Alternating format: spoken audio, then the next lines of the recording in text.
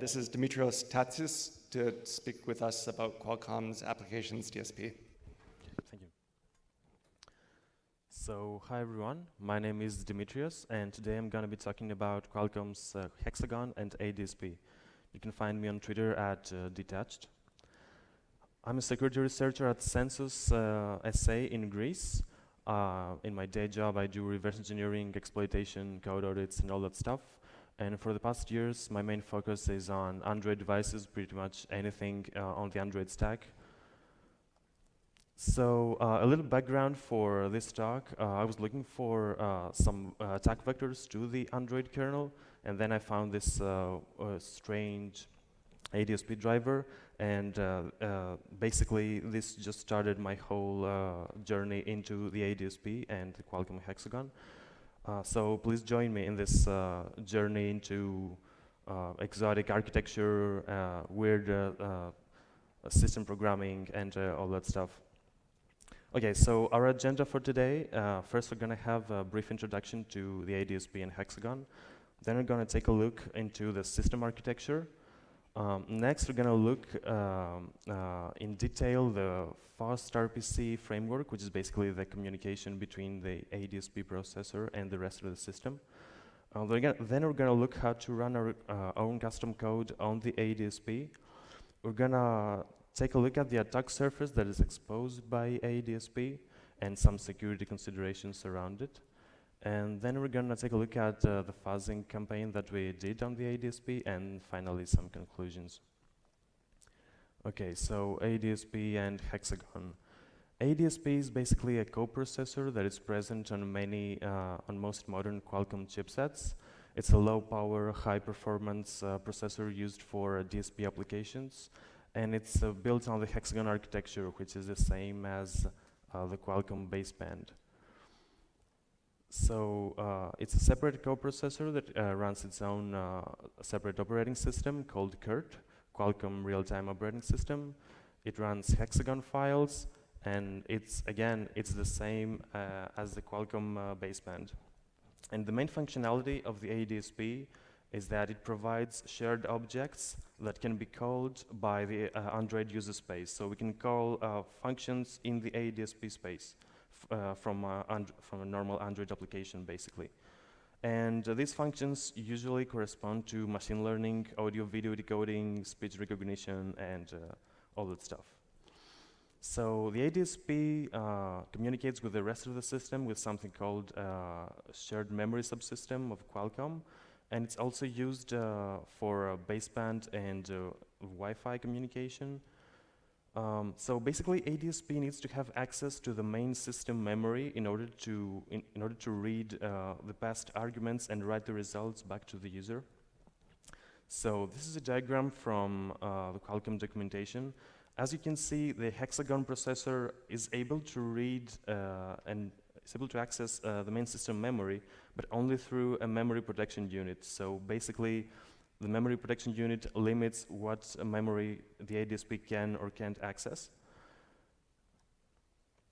And there's also an MMU, a memory management unit that is managed by the real-time operating system, which provides translation from virtual addresses to physical addresses. And what's interesting is that the documentation states that there are limited TLB entries, so large contiguous buffers are preferred, and there are two main mechanisms for that. The first one is the memory carve-out system, which is built on top of the Android ion allocator.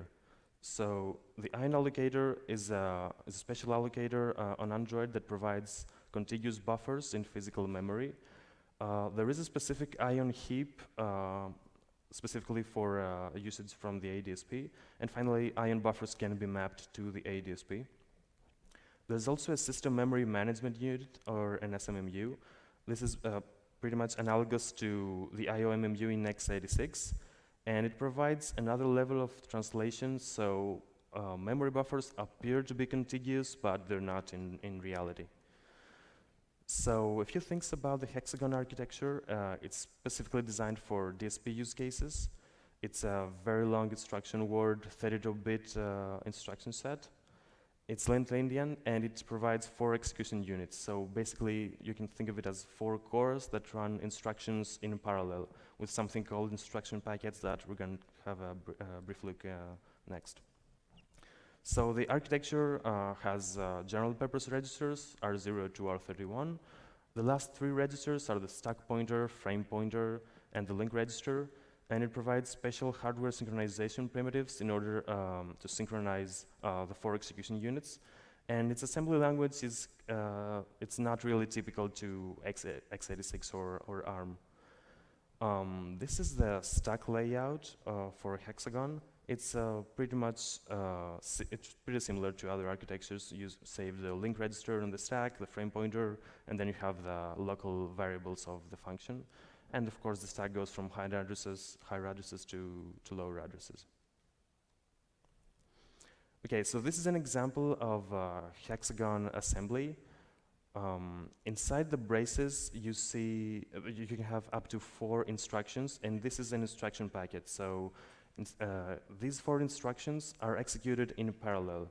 So in the last line, you see that there is a comparison with P0, the result saved in P0, and then if P0 is true, so it's basically like the 0 flag in x86, there's a jump.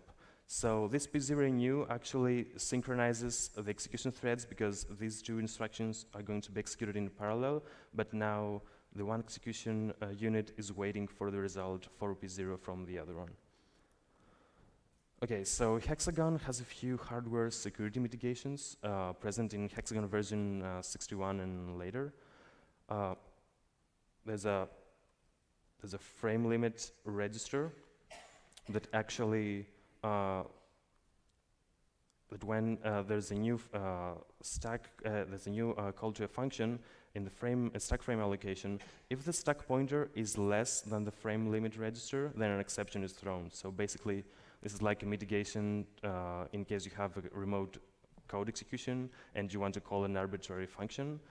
And there's also a frame key register, which holds a key that is XORed with the program counter that is saved on the stack for the return address. And the documentation states that it's different for every hardware thread, and it changes regularly, but no really other information is provided. Okay, so a few things about KURT. It's Qualcomm's real-time operating system. It runs on the ADSP and baseband. And it has 3 privilege modes, the KurtOS mode, which basically has all the privileges, the guest OS mode, which is basically like a root user in Unix systems, and it's also the user privilege mode. And as an operating system, it provides scheduling, resource management, address translation, and pretty much typical OS stuff. So KURT does not employ ASLR.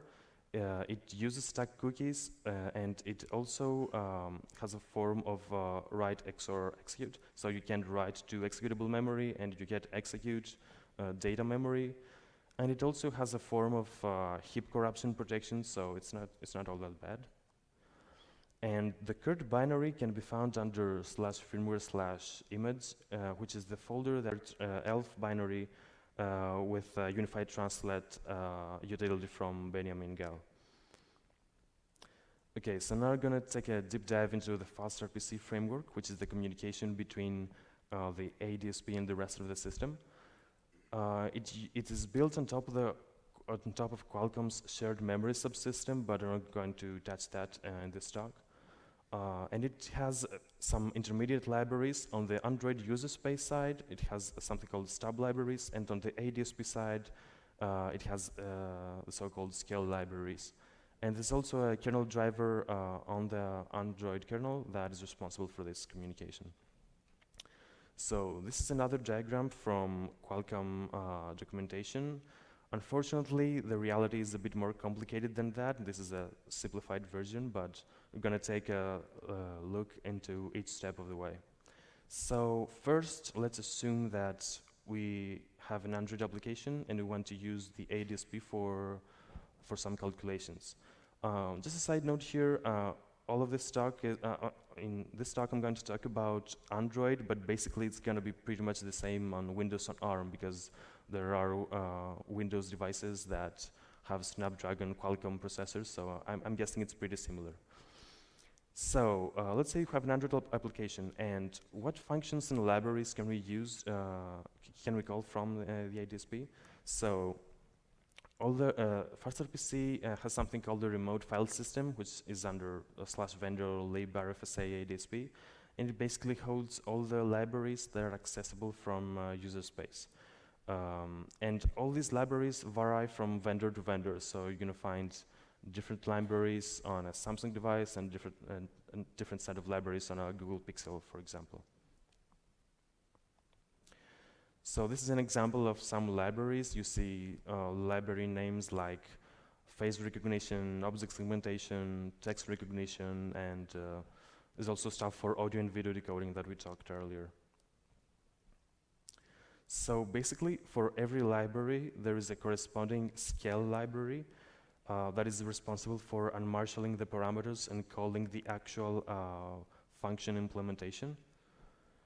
And Qualcomm provides a library called libadsp-rpc. So basically, with a library name, we can get a remote handle with the function remote handle open. And then with this handle, we can actually use the function remote handle invoke. Invoke takes 3 arguments. The first one is the handle that we got from remote handle open. Then we have an integer which is called sc, and it describes basically the arguments that we're going to send to ADSP. So it has the number of input buffers, output buffers, input and output handles, and also the method index. So this is the index that corresponds to the function that we want to call from a specific library on the ADSP. And finally, we have the actual remote arguments, which is a pointer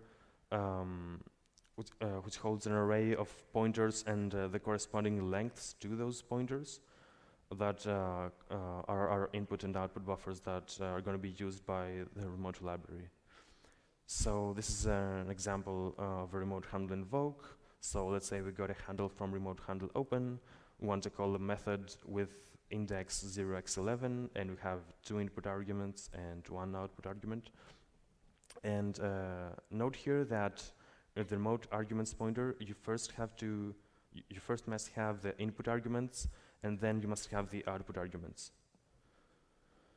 Okay, so pretty much any of this is pretty transparent to an Android application, because usually there are so-called stub libraries that are auto-generated for the libraries in the ADSP, and these are responsible for finally calling remote handle open and invoke, using, of course, libadsp-rpc. And in the end, remote handle open and invoke are actually IOCTL wrappers. So now we go to the kernel driver. So the kernel driver exposes a virtual device under /dev ADSP-rpc SMD. Unfortunately, on latest devices, this virtual device is protected by SE Linux permissions, so specific applications are only allowed to access this device. And it exposes an IOCTL interface to the user space. So these are some IOCTL commands that we can send. We see IOCTL init, IOCTL invoke, IOCTL mmap, invoke fd, and set mode, and there are a few others, I think, on the latest Linux kernel.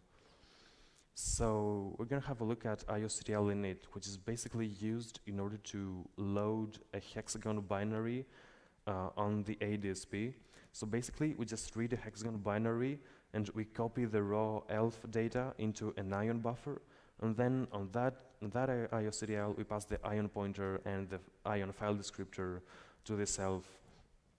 And what's also interesting is that there's also a memory argument that is passed to this IOCTL, and from the naming scheme, I understand that this is used for the working memory of this specific executable, which is really interesting. So libadsp-rpc does a FastRPC IOCTL init, loading /dsp/FastRPC shell 0. There are a number of other hexagon binaries under that folder /dsp. So FastRPCshell is a Hexagon ELF executable and is basically responsible for loading the scale library and the actual implementation library. It basically just delegates execution to those libraries. But it also provides provides some functionality of its own.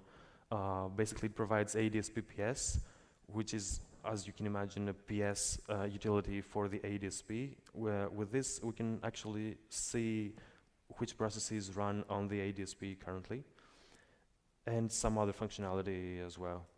So back to remote handle open. Remote handle open calls the IOCTL init IOCTL in order to load FastRPCshell 0. And then there is an IOCTL invoke, which actually invokes a function remotely on the ADSP, but with a hard-coded handle. So basically, remote handle invoke from libadsp RPC is a very thin wrapper for IOCTL invoke. It takes exactly the same arguments. It takes a handle, an SC value, and a remote arguments pointer, and basically does the actual call to the ADSP of the remote function that we want.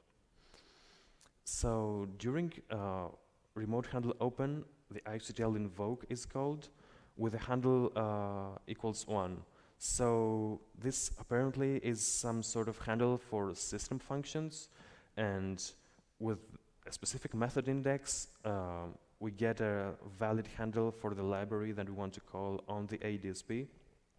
Actually, all IOCTLs lead to code, lead to IOCTL invoke code with handle equals 1 and different method indexes.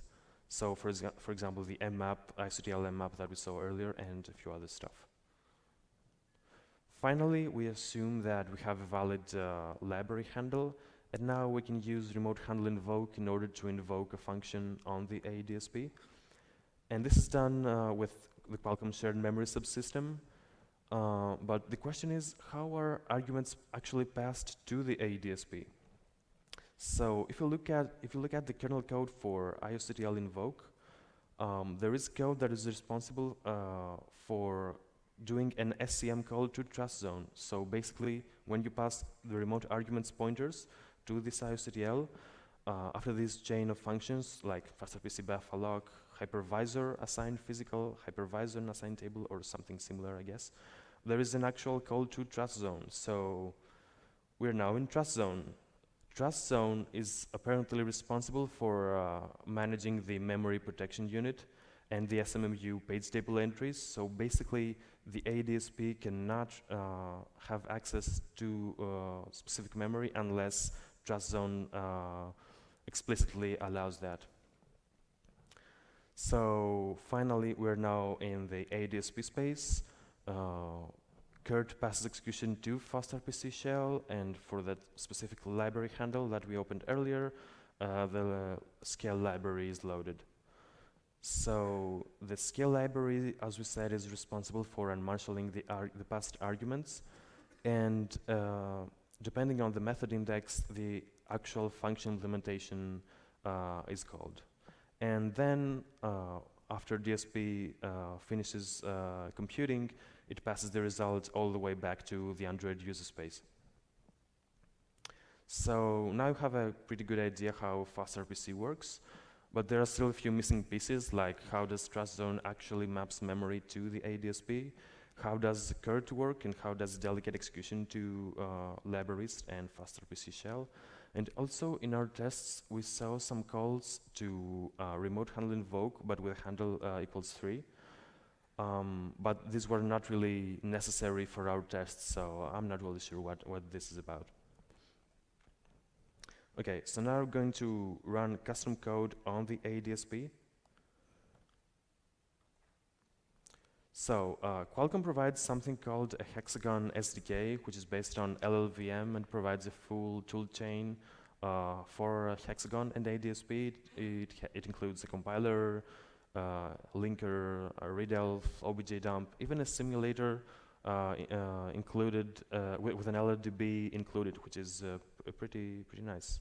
There are also a few utilities like an ADSPPS precompiled binary that you can use in order to show processes running on the ADSP, and some relevant documentation.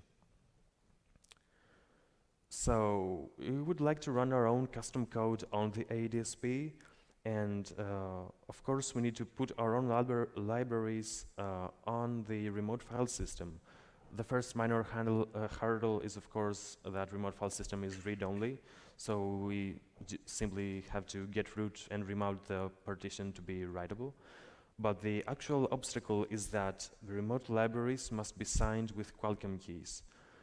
And I guess there could be a way to bypass the sign check. I haven't really looked into it. I don't know if trust zone is involved as the other sign checks that happen on Android, a typical Android system. But what it did is I got a development board.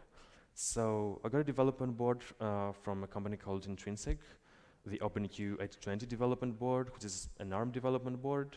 It has a Snapdragon 820, which is basically the same as the chipset in Google Pixel, the original Google Pixel.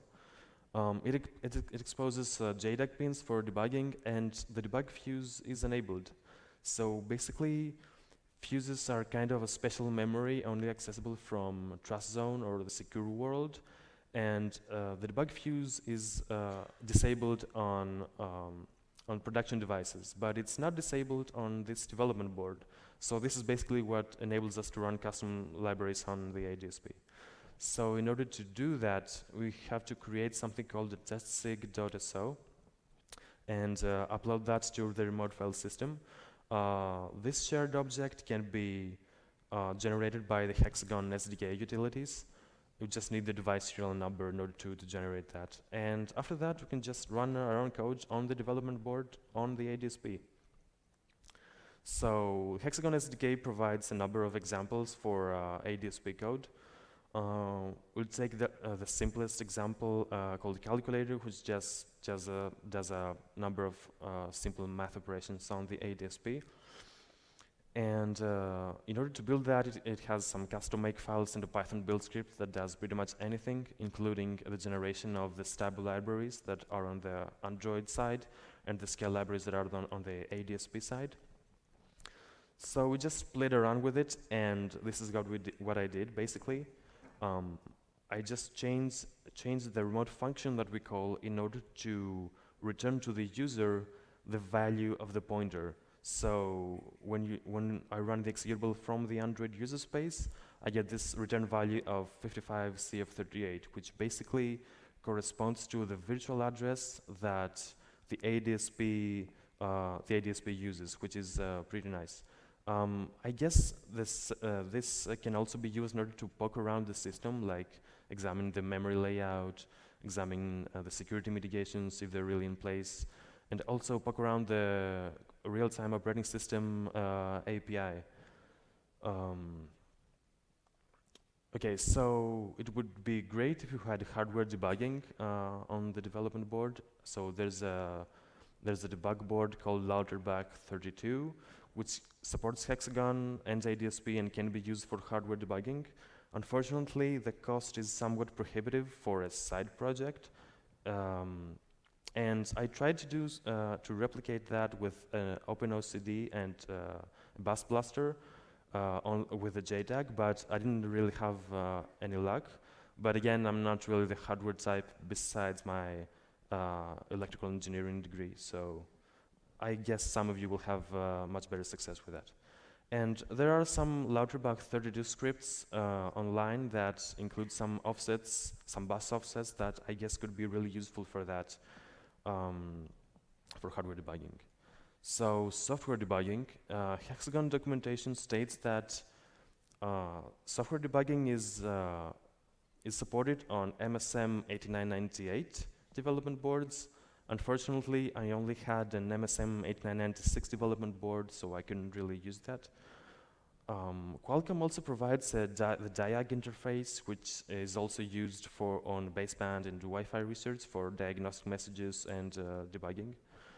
And also there was a very interesting talk last year, I think, called Exploring Qualcomm Baseband via ModKit, which basically they inject their own debugger on the baseband side.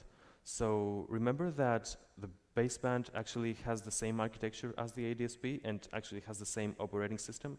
So my guess is that work from that presentation would be really straightforward to transfer to the ADSP in order to get a proper debugging environment. Okay, so gonna take a look at the attack surface that is exposed.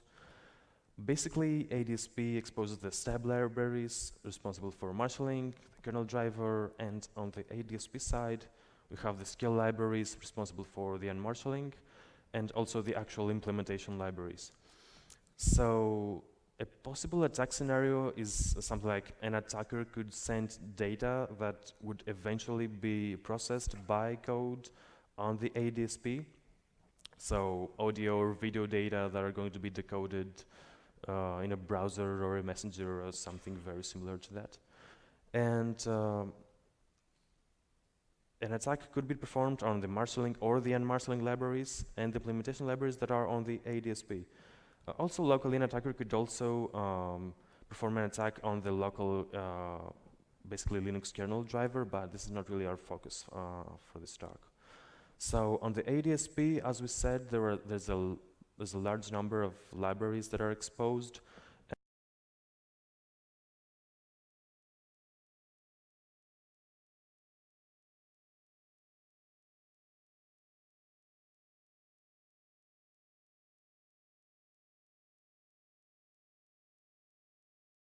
Functions that are exposed, like the ADSPPS and a few others. So the question is, even after successful exploitation, do we cross a security boundary?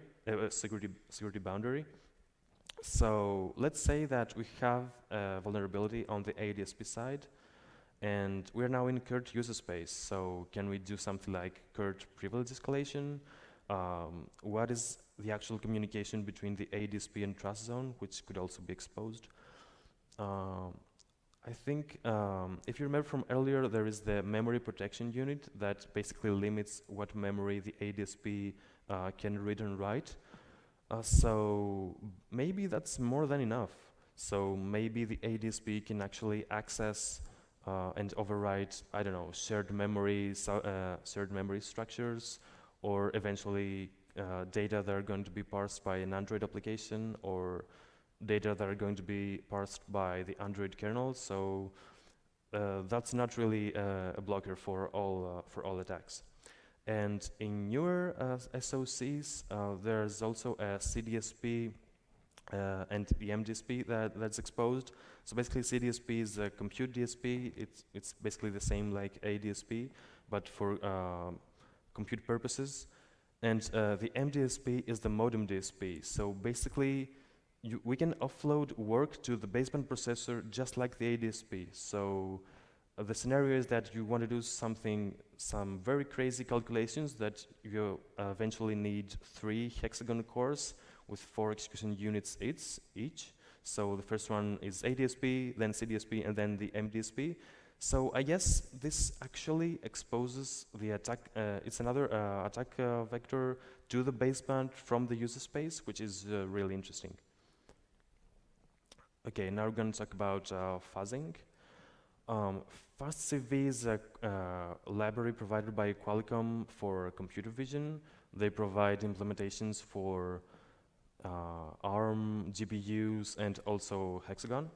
And it's present on many Qualcomm Android devices.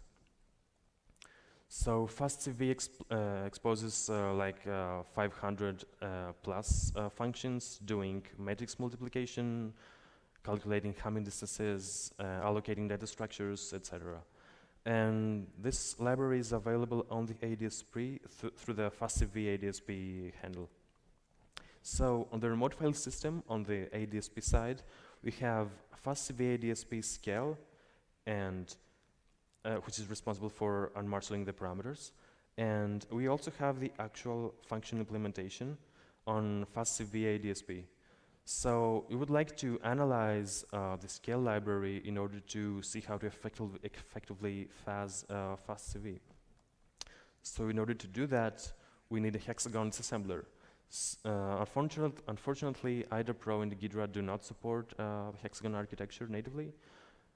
Hexagon SDK provides an OBJ dump for Hexagon, but unfortunately, it does not work for all binaries. Basically, for some binaries, it just returns immediately, and I don't know why is that.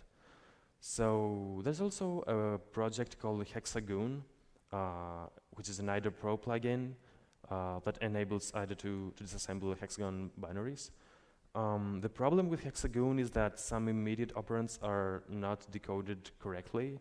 And I know this because I almost drove myself insane trying to merge a few offsets, and I eventually decoded the instruction by hand and found that the immediate operands were wrong. Radare 2 also supports Hexagon. In latest versions, they also support instruction packets that they didn't support a few versions earlier. There's a capstone internal build that is not public, unfortunately, that supposedly supports Hexagon, but it is stated that since the Hexagon assembly is so different from the others, it's not really cohesive with the rest of the API or something similar. And there's also a plugin from GMSK for IDA Pro again. It has less issues than the others from my tests. My only nitpick is that registered pairs, it's not really easy to find individual registers when registered pairs are used. So basically you can use registered pairs as a 64-bit register. But it's really a minor issue. So I guess most of you know Gaudreau. Gaudreau supposedly makes adding support for a new architecture easier than other tools, with something called the SLAY, or the processor specification language. And it's really helpful that if you define the instructions in Gaudreau's language, then you also get the compiler without running any parsing code, which is a huge time saver. So I have implemented a few opcodes, but there's still a long way to go. So this is an example of my definitions for Gaudreau, for Hexagon. First, we define a 32-bit instruction. We define the bits for the I-class identifier, source destination registers, and then we have the low and high bits. This is for the instruction that adds an immediate operand to a register. So basically, the low bits are saved from bits 5 to 13, and then the high bits are from bits 21 to 27. So basically, we need to reconstruct the immediate value, and that's what we do. We just take the high bits, shift by 9, and then we add the low bits. And inside the braces, we actually model this instruction in order to get the decompiler for that instruction. So if you notice, there is a caret character just before RD. This denotes that RD is not the actual mnemonic of this instruction, because that's what Gaudreau does by default. So my question to you that have looked into Gaudreau more is how to set add as the mnemonic, because I couldn't find it in the documentation. So, and this is an example. This is what we get from Gaudreau with this definition. So we have an immediate value that is added to R0, and the result is saved on R2. This is actually a signed 16-bit value, but I'm okay with that for now. And there's still a long way to go, but hopefully sometime in the future, Gaudreau will have full Hexagon support with not too much pain. So thanks NSA, I guess. So we now take a look into the FastTV scale library using the GMSK Hexagon plugin for IDA. Every scale library has a function called scale invoke that gets the SC argument from remote handle invoke and also the remote arguments. So here in this code, you see that the function takes the method index, extracts the method index from the SC, and also saves the remote arguments pointer to another register. So next, some offsets are calculated, and in the third line, the code compares the method index with 0x1f, and if it's more than 0x1f, basically the code returns an error. So basically, the method index has to be less than or equal 0x1f. And then I have this basic block that basically uses the method index and shifts it by 2 in order to obtain an offset from an offset table. And then this offset is added to the program counter in order to continue execution to the code that is relevant for this method index, for this specific function. We'll just take a random example from the offset table here. So this code is pretty much typical for any offset, really. It just takes the input handles, the output handles, input buffers, output buffers, and it checks if the number of arguments is less than 5. And if it is, then the code returns an error again. And here, the code actually checks that the length of the first input argument is actually more or equal to 14.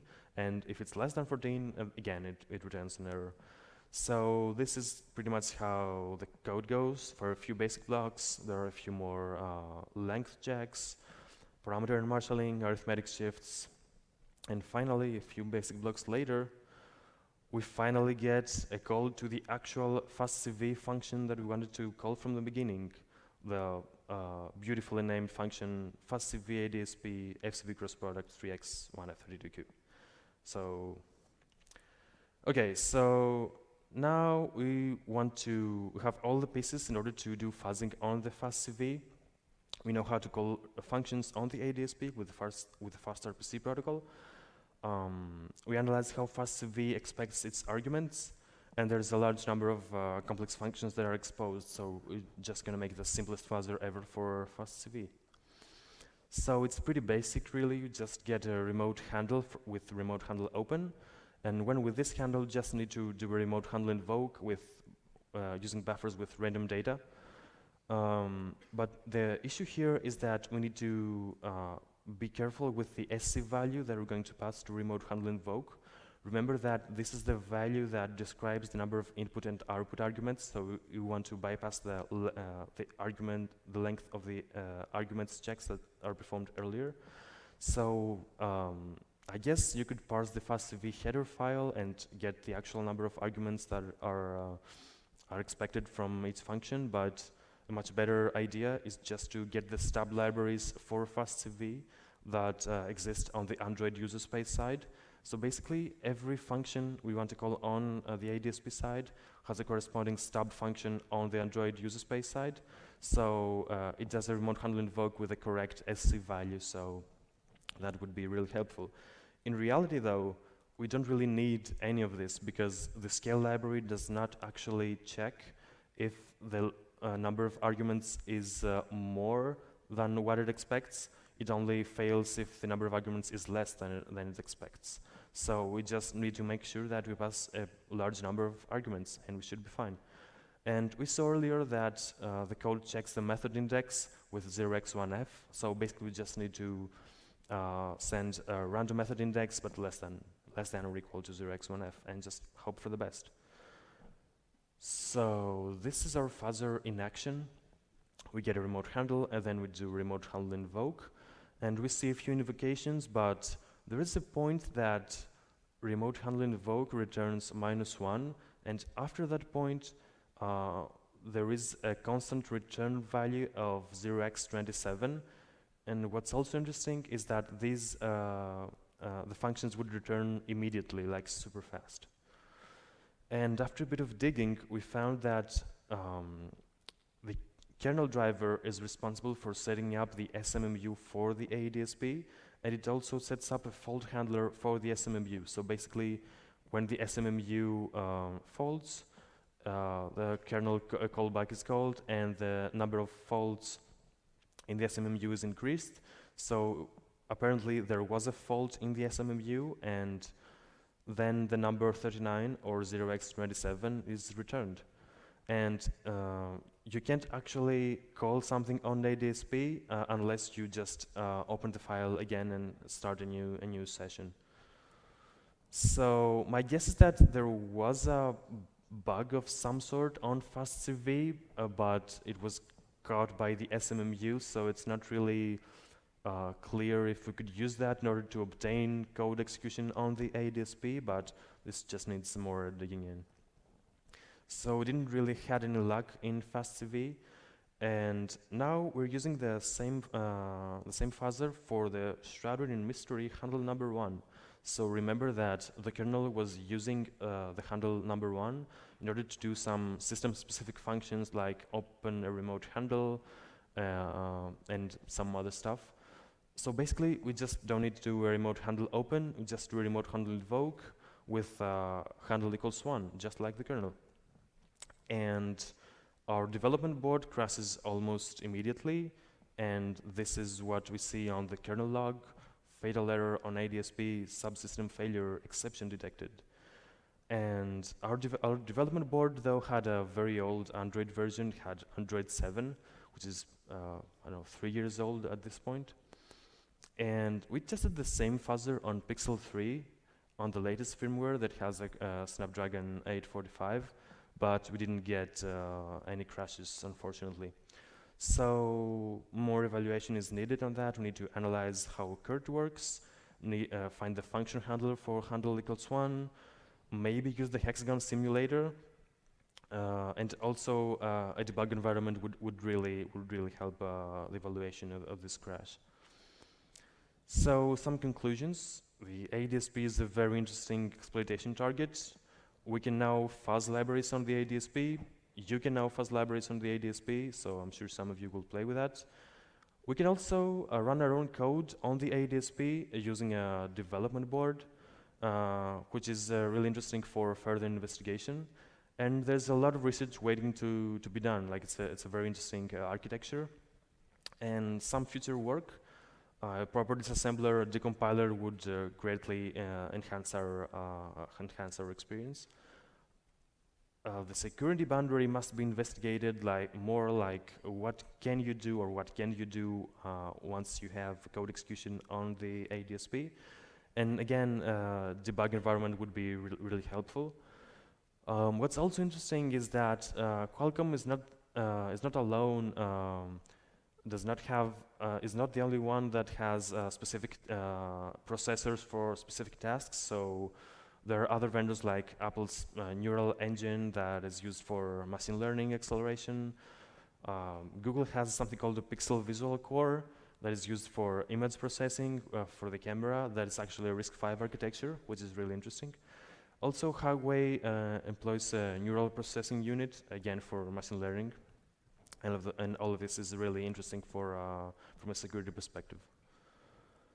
So these are some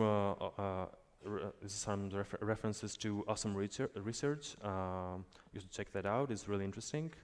And I guess that was it. Thank you very much.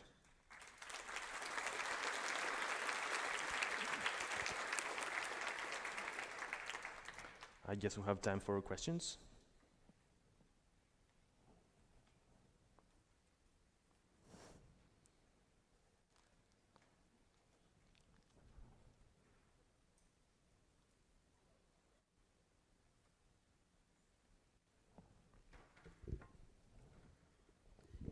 Thank you for a very interesting talk. Thank you. I have a question about the loading of ELF binaries onto Hexagon. Oh, faster PCShell? That's right. Okay. So ELF parsers have been known to be rather buggy. Did you get a sense for what sort of ELF parser is there? Is it truly ELF, or is it some sort of a minimized version of it? And could this parser be exploitable, and what would that give you? Yeah, I didn't really look into that. There is a specification from Qualcomm about the ELF specific ELF version that they use. From my understanding, it's pretty much typical ELF binary, like segments and all that stuff. I haven't really looked into that. That's also very interesting.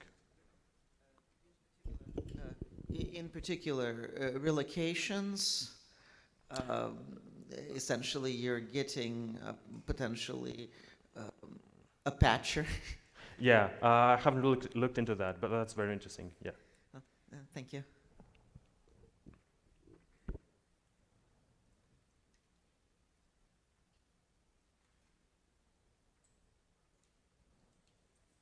Any other questions?